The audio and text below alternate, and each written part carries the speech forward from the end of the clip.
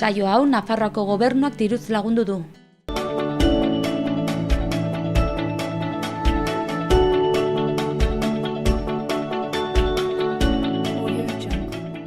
Arratsaldeon eta ongietorriak martxoak 22ko saio honetara. Osteguna da eta ostegunero egiten dugun moduan parlamentuan egon gara ere aste honetan, astero gai ezberdinei buruz galdetzen diegu parlamentariei eta aste honetan Nafarroan daukagun euskararen legearen inguruan galdetu diegu. Gero ikusiko dugu zeintzuk izan diren erantzunak. Horren ondoren edo horrekin batera, Izaskun Artigasen erreportaia izango dugu.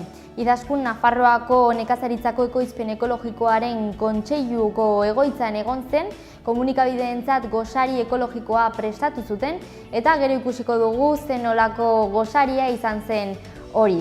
Bi elkarrizketa izango ditugu gaur, beste alde batetik, Navarraldeko lagunak izango ditugu, Angel Rekalde, Navarraldeko zuzendaria, maiatzan kongresua antolatu dute Oñatin, unibertsitatean, tokien memoria historikoaren ingurukoa. Eta gero ikusiko dugu zertan datzan eta gaiari buruz ere hitz egingo dugu Angelekin.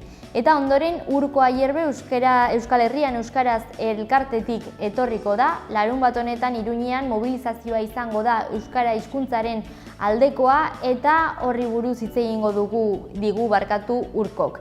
Eta gero elkarrizketak bukatzerakoan, gaur saio luzea izango dugu ikusten duzuen moduan, Kiriketan irri zikloaren saio berrian egon ginen, Bibaboi ikuskizuna ikusteko aukera izan zen Mikel Martinez eta Irati Agirreazkoena, abarkatu badakizue abizen euskaldun hauek batzutan zaiak direla, bi artistekin ikuskizuna izan zen, esan bezala, eta gero ikusiko dugu Kiriketan.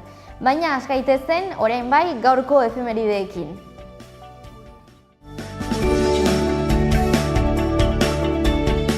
Gaurko lehenengo efemeridea 1885 urtean gertatu zen Parisen. Auguste eta Louis Lumière anaiek historiako lehendabiziko pelikula baten proiekzioa eskaini zuten.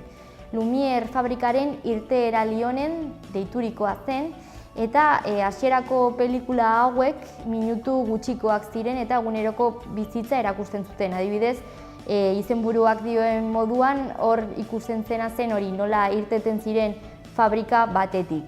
Gero ja urteekin konturatu ziren pelikulak istorio luzeagoak sortzeko, istorio antolatutak sortzeko balio zuela zinemak ere hori egiteko eta hori egiten hasi ziren, fikzioa sortzen. Bigarren efemeridea 1905 urtean gertatu zen. Ikatz meatzari Britaniarrek adin txikikoek 8 orduko lanaldia lortu zuten. Industrializazioaren hasieran lan baldintza txarrak eta esplotazioa ohikoa zen eta baita umeetan ere.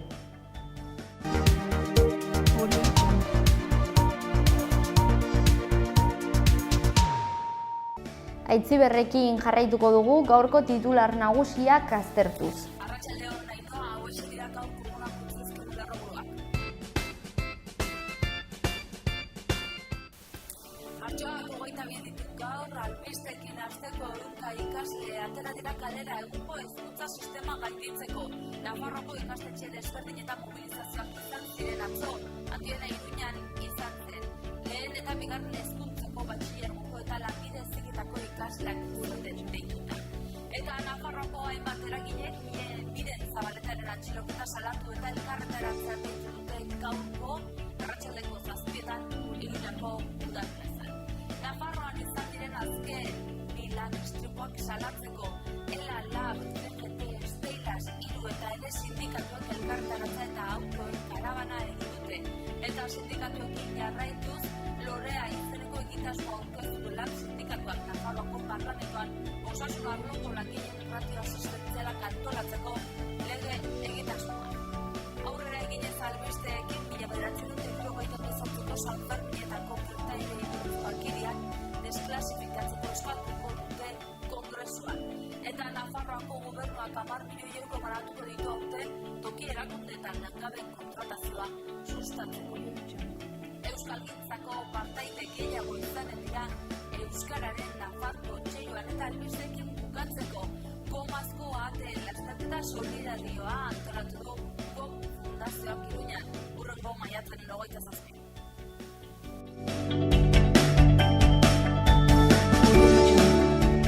Egin dezagun aurrera egunkarietako azalekin eta hauxe da Diario de Navarra egunkarian daukaguna.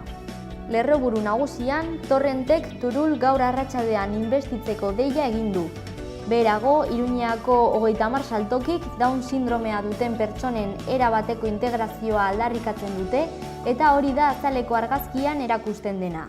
Titularra hitz joko bat da gazteleraz, integrazioa eta Down hitzak batuz. Diario de Noticias egunkarian, Goikaldean lerroburu nagusian, Koreiako komunidade islamikoak imamaren erradikalizazioa salatu zuen. Atzo lehen aipatu den bezala, Down sindromea duten 33 gaztek Iruñeako 30 saltokietan lan egin zuten eta hori da ere Diario de Noticiaseko azaleko irudian ageri dena. Izenburua gorriz nabarmenduta dago eta halaxe dio, aukera baten bila. Gara egunkariko azalean, Goikaldean lerroburu nagusian, Torrentek Auzitegi Gorenari erantzun egiten dio eta gaur inbestidura egiteko osoko bilkurarako deia egin du. Ezkerrean azaleko irudian Nefroz deituriko urte berriaren ospakizun kurdua ikusi daiteke. Azpian titular hau dago. Afrineko erresistentziak Nefroz kurdua markatzen du. Hedabide euskaldunekin jarraitu egingo dugu eta hau da Berria egunkarian daukaguna. Goikaldean letra lodiz nabarmenduta, lerroburu nagusi hau ageri da. Aitek ere 4 hileko guraso baimen bat izatea proposatu du Jaurlaritzak. Horren azpian azaleko irudia ageri da. Hor aurreko egunkariak ere erreferentzia egin dion inbestidurari erreferentzia egiten zaio ere, hor ikus dezakegu eta titular hau ageri da. Inbestidura epaileari erantzuna. Eta ezkerreko zutabean beste berri batzuk ditugu, lehendabizikoan Europak tasa bat jarriko die Google, Facebook eta sareko enpresa handiei, horren azpian irain sexistak egiten dituztenei isunak jarriko dizkiete iparraldean, eta amaitzeko kultura talean Imanol Ubedak Don Inorrez jarri du martxan Mugiru Bila diskoarekin. Euskal Herria Irratiko webgunearekin amaituko dugu. Goian ezkerrean, azken 2 lan heriotz istripuak salatu dituzte, eta hor bideo bat dago horren inguruan. Alboan eskuinean larunbatean jokatuko da Lekunberrin bardoetako finala. Bertsolaritza txapelketa da. Berago ezkerrean jarraituz, Euskararen Nafar Kontseiluak ordezkari kopurua handitu eta 32 kide izanen ditu. Eskuinean, Macbacren gelatina gogorra aurkeztu du Iriarteak. Izan ere, gu ere erakusketa grabatu egin dugu eta datorren astean artearen ibilbidean emititu egingo dugu. Eta bukatzeko, Altsasuko gazteen aldeko manifestazioari sostengua eman diote hainbat gazte antolakundek.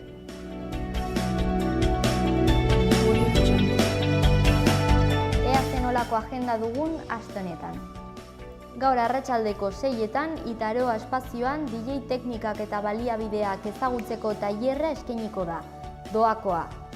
Gaur ordu bat geroago arratsaldeko 7etan Katakraken liburu aurkezpena izango da bere autore edo idazlearen eskutik, Moreno Cabrera. El españolismo lingüístico en Navarra izenburua du liburuak eta sarrera librea da. Gaur ere arratsaldeko 7:00etan Golen Baionan LGTB zinema eta arte eszenikoen jaialdia jarraitu egingo du. Zinegoak deituriko jaialdia da eta gaur film laburren proiekzioa eskainiko da eta bukatzerakoan eztabaida, doakoa da. Gaur ordu berean arratsaldeko 7:30etan Zabaldi Elkartasunaren etxean hitzaldia euskeraz. Emakumeak eta migrazioa, lana eta borroka izenburuarekin sarrera librea da. Bihar eta igandera arte, bihar arratsaldeko 5etan, Baluarte Jauregian Expo Family Feria ospatu egingo da. 2. edizioa da, 0-12 hilabeteetako umeentzat eta guraso edo familiarentzat da eta sarrerak 2 euro balio du. Bihar arratsaldeko 7etan Burlatako Kulturetxean ekitaldi gastronomikoa. Ezagutu eta dastatu Lodosako pikilloko piperra. Sarrerak 5 euro balio du. Eta bukatzeko bihar gaueko 9:00 Noaingo Zentru Kulturalean antzerki batez disfrutatzeko aukera izango da. Salir de cuentas a los 50 izenburuarekin, sarrerak 6 euro balio du.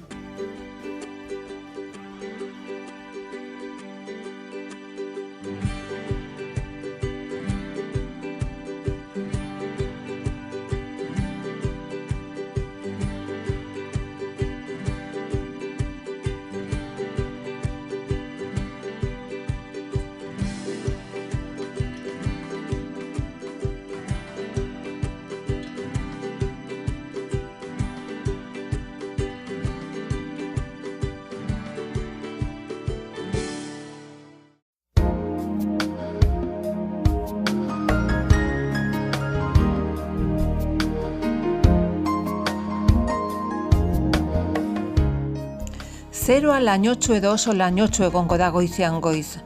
Goizean lainoak gutxitu egingo dira eta arratsaldean zerua laino gutxikin egongo da. Prezipitazio txiki egin dezakean hemenka goizean. Elurkota 400-500 metro inguruan egongo da.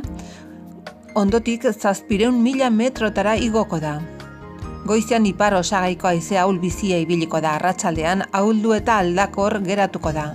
Egunaren bukaeran hego osagaitik finkatu eta indarra hartuko du.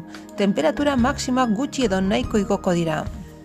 Ostiralean goizaldean lainoak ugaritu egingo dira eta zeroa oso lainotsu geratuko da.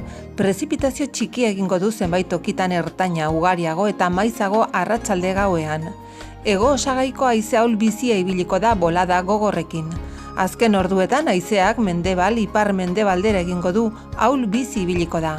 Temperatura minimoetan aldaketarik ez edo gutxi jaitsiko dira. Maximoak gutxi edo nahiko igoko dira, zenbait tokitan izotz txikia egingo du.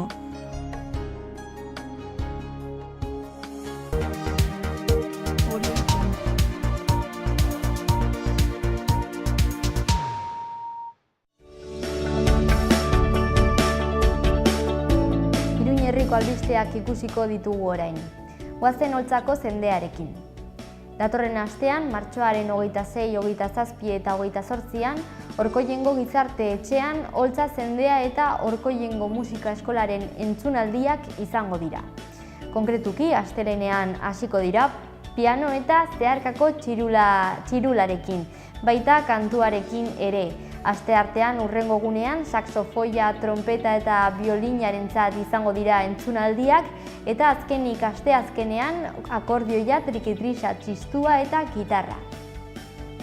Uarte herrian beste berri hau dugu.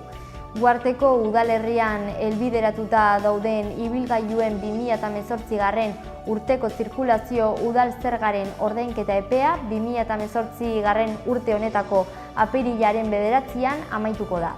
Epe hori pasa eta hilabeteko epean aipatutako zerga kobratuko da 5% gainkargarekin. Epe hori pasata ordainagiriak agentzi exekutibora bidaliko dira kobratzea premiamendu bidetik burutzeko, aurretik jakinarazi gabe. Informazio gehiago udalaren webgunean aurkitu daiteke. Uarte herriari buruz ari gara. Eta orain Iruñaren albisteekin amaituko dugu. Haurtzaro haur eskola foru arauetara egokitzeko obrek hilabete honetan amaituko dira. Bestalde, Zitadelan biomasako bero produkziorako zentral bat instalatzeko obrak adjudikatutak izan dira eta udarako amaitutak egongo dira. San Juan auzoan aurkitzen den Irantzu monastegiko plazak baratz ekologiko komunitarioa izango du.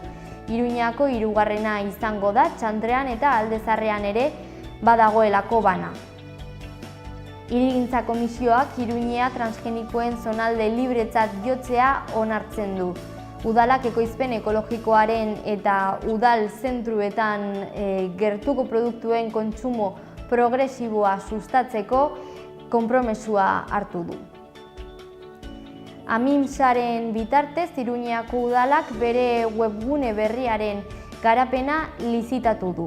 Eskuragarritasuna eta hiritarrekin ematen den komunikazioa hobetzea du helburu eta baita eduki pertsonalizatuak eskaintzea ere.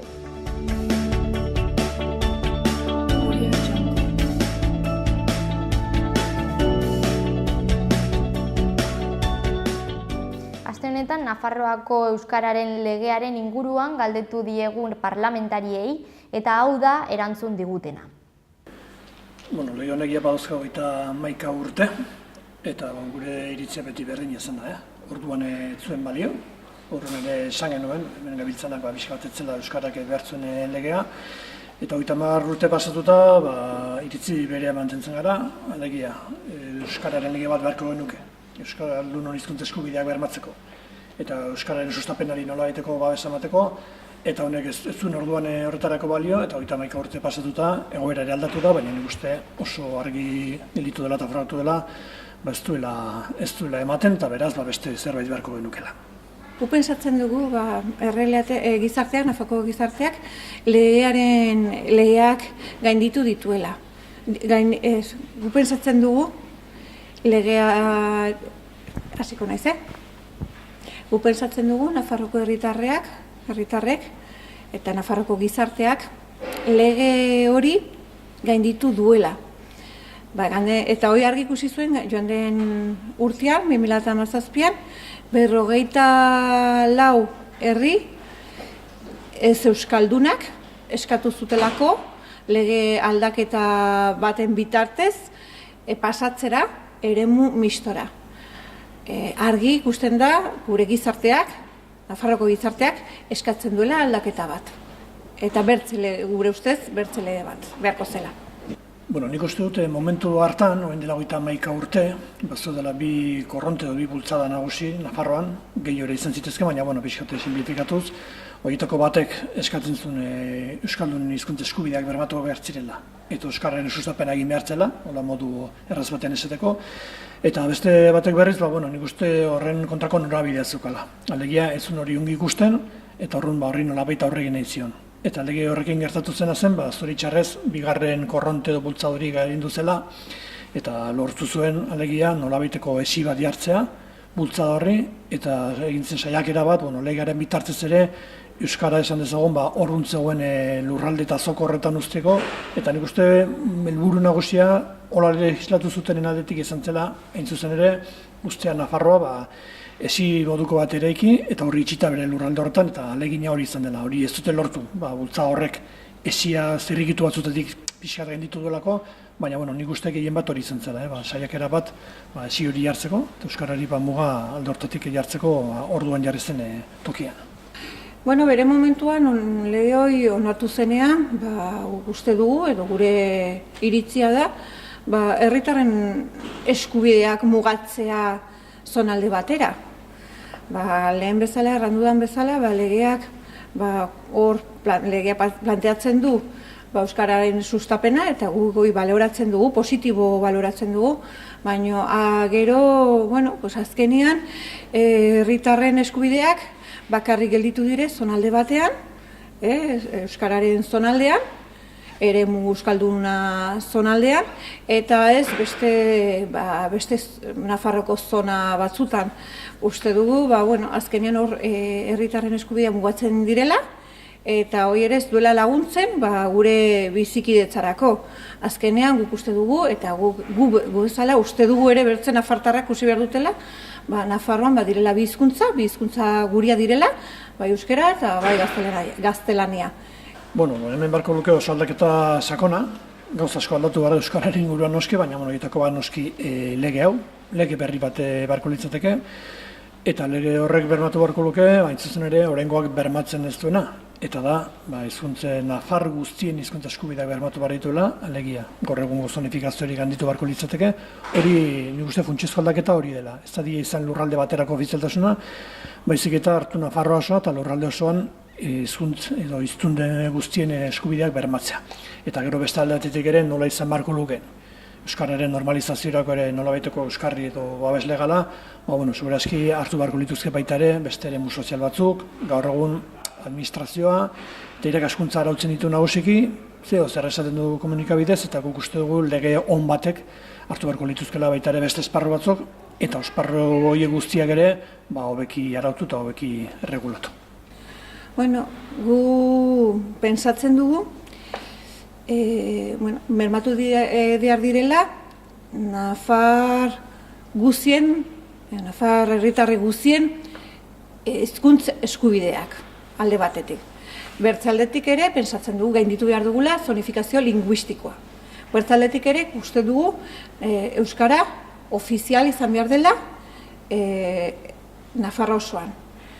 Eta hori kontuan hartute, pentsatzen dugu gaurko legeak ez duela kontuan hartzen, guk uste dugun premiazkoak diren gauza batzuk, eta hortaz pentsatzen dugu legea aldatu behar dela Nafarroko guztien, Nafartar guztien eskubideak bermatzeko. Bueno, oen dela gutxi iragarri zuen Nafarroko Gobernuak egin bartzula lan eskaintza publiko bat, 2027 lanpostu, horietatik erditsuak edo hezkuntzari dagozionok, horiek beste sistema batean doaz, hizkuntzari dagokionez, baina beste erdia, zuzen ere osasun bidekoak, 631 okerrez bane, 55, eta beste 370 piko, administrazioko bestatal batutakoak. Eta, iruditzen zaigu dela, hain zuzen ere momentu bat oso garrantzitsua, hizkuntza eskubidetaz ari garenean, esaten dugun hori bermatzeko ez da. Administrazioak bermatu behar ditu, hizkuntza eskubideak, erantzun behar die, herritarren eskaerei, eta horrentxe da momentua lan eskaintza publiko baten bitartez, finkatzeko lanpostu horietan guztietan, finko bihurtuko diren horietan, badagoela nolabaiteko neurri batzuk hartzen direla, bermatzeko euskarazko zerbitzuare eta herritarri arreta hori ematen altzaiela. Orduan oso momentu garrantzitsua da, guk horren inguruko galdera bat egin diogu Gobernuari, eta espero dugu erantzun positibo bat izatea beti ere hizkuntza eskubide horiek bermatzeko. Gaur parlamentura heldu dire eskolako 14 eskola, uste dut, hemendik, Iruña herritik, eta heldu dire ekidaldi batera, gurekin, parlamentariekin egotera. Eta gure lana ezagutzera. Gu, eta ni preziski, olako ekitaldia gustora hartzen dut, ikusten dutelakoz importantea dilela, honetzetan ikusten dela parlamentua oso urrun, eta jendea ikusten gaitu arras urrunetik. Orduan, alako ekitaldiak importantea dira guk ere, edo jendea ikustea, guk hemen gaudela, eta guk bere zerbitzura gaudelako. Beraz gaur, saiatuko gara, erakusten, oierten, gure ikaslei, eta batez ere, konbidatzen zaituztet nahi duen nahi, edo nahi duen taldeei ere, etortzea, parlamentua etortzea, eta gure lana ezagutzera.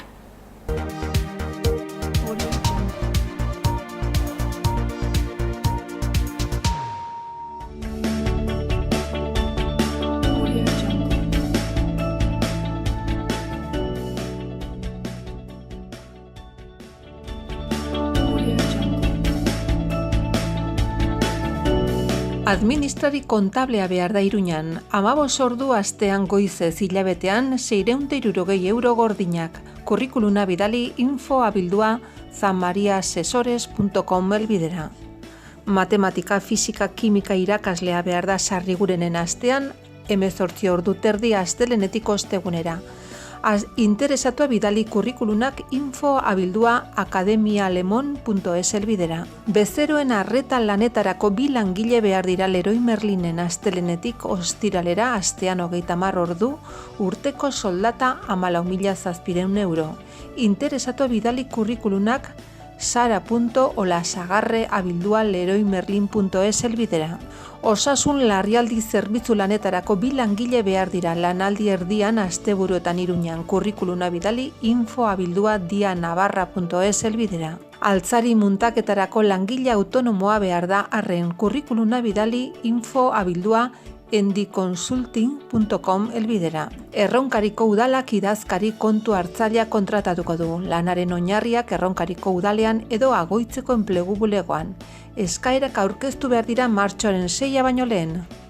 0-3 urte arteko aurrekin lan egiteko hezitzailea behar da uharten lanaldi osorako goizez eta arratsaldez. Kurrikuluna bidali zuennos@uarte@gmail.com helbidera. 0-3 urte arteko aurren zentroan garbiketa lanetarako persona behar da. Lanaldi erdian goizez edo arratsaldez. Kurrikuluna bidali zuennos@uarte@gmail.com helbidera. Eraikuntza enpresa batek administraria behar du Iruñan lanaldi osorako kurrikuluna bidali reformasiru.sl@gmail.com elbidera.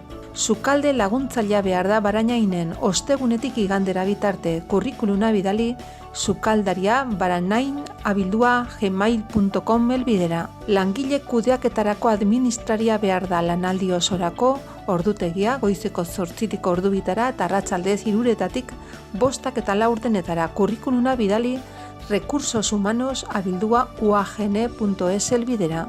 Adin txikiko umeekin lan egiteko psikologo klinikoa behar da Iruñan, lanaldi osorako, ordutegia goizeko 7:30 3 kurrikuluna bidali selekzion personal 4077@gmail.com elbidera.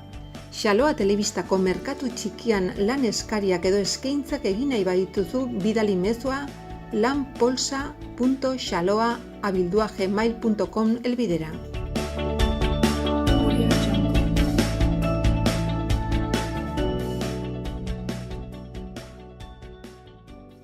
Ternera de Navarra, Nafarroko aretxea. Baserre inguruan eta 4 hilabete arte amaren esnearekin azitutako aretxeak. Goi mailako haragia, berme sanitario osokoa. Zure mailan Nafarroko aretxea, Ternera de Navarra, geurea. Beti teknologi berriaren aldeko apostu eginez. Bere kalitatean efikazia areagotuz eta betiko sukalde ekonomikaren goxotasuna mantenduz. Aukera handia ekonomiketan. Etxea egongela goxo eduki nahi baduzu, bizita gaitzazu peletak lurreko suak, erakusketa zabala, Menditxuri Donestebe.